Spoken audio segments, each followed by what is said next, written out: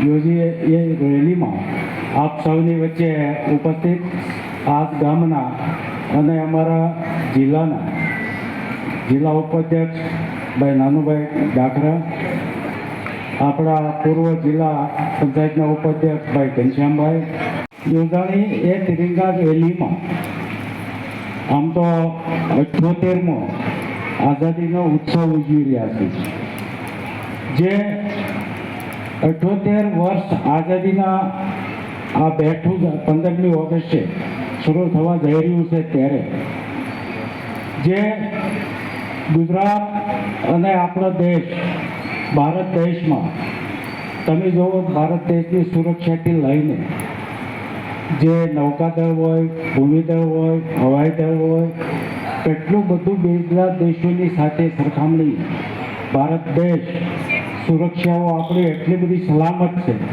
જેના હિસાબે આપણે સૌ જે ભારત દેશમાં આપણે પોતપોતાના ધંધા રોજગારી મેળવી રહી છે, બીજા દેશોની અત્યારે વિશ્વમાં તમે બીજા દેશો જુઓ, બીજા દેશના યુદ્ધો ચાલી રહ્યા છે, લડાઈઓ ચાલી રહી છે, આતંકવાદીઓ બેફામ ઉતરી રહ્યા છે।